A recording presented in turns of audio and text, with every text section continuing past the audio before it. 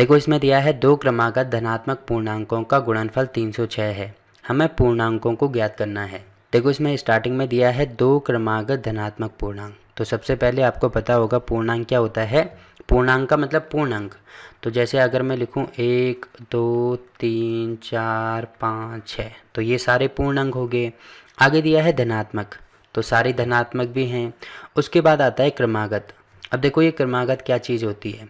क्रमागत का मतलब होता है क्रम से आने वाले या लगातार आने वाले नंबर को क्रमागत बोला जाता है। जैसे क्रम से कौन कौन आ रहा है, 1 आ रहा है, 2 आ रहा है, 3 आ रहा है, 4 आ रहा है, 5 आ रहा है, 6 आ रहा है, मतलब ये सारे नंबर क्रम से आ रहे हैं। ठीक है, तो इनमें दिया है स्टार्टिंग में 2, तो केवल हमें 2 लेने हैं। तो 2 क्रम से आने वाले धनात्मक पूर्णांक हमें लेने हैं। तो क्रम से कौन कौन आ रहे हैं, 1 और 2 भी आ रहा है, ये भी ले सकते हैं। 3 और 4 भी आ रहा है, ये भी ले सकते हैं। 2 और 3 भी आ रहा है, ये भी ले सकते हैं। मतलब कोई से भी नंबर ले सकते हैं, 2 नंबर हमें लेने हैं। तो जैसे एग्जाम्पल के लिए अगर मैं 3 और 4 लेता हूँ, तो मैंने 3 और 4 ले लिए। अब देखो 3 को तो मैं ऐसे ही रहने दूंगा। 4 को मैं क्या लिख सकता हूँ, 4 को ऐसे लिख सकता हूँ 3 + 1, मतलब जो पहले वाला नंबर है दूसरे वाले नंबर को मैंने उसमें तोड़ दिया। ज़रूरी नहीं है कि 3 और 4 ले लो। जैसे अगर मैं 5 और 6 भी लेता हूँ, तो इसमें क्या होगा, इसको 5 को तो मैं ऐसे ही रहने दूंगा।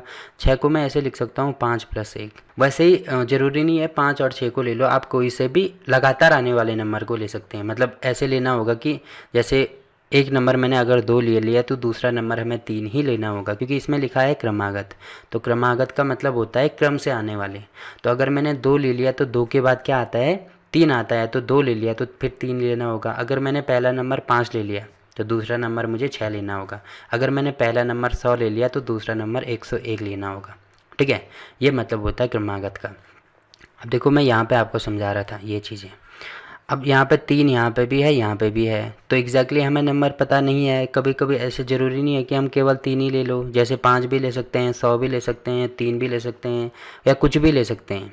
ठीक है, तो कुछ भी लेने का मतलब इसको क्या मानते हैं, वेरिएबल मानते हैं। जैसे अगर मैं इसको x मानता हूँ, मैंने अगर 3 को x मान लिया या मैंने अगर 5 को x मान लिया, तो तब क्या होगा, 5 की जगह पे तो x आएगा, तो यहाँ पे होगा x, और यहाँ पे भी 5 की जगह x आएगा तो यहाँ पे हो जाएगा x, और प्लस में 1 है तो प्लस में 1 हो जाएगा।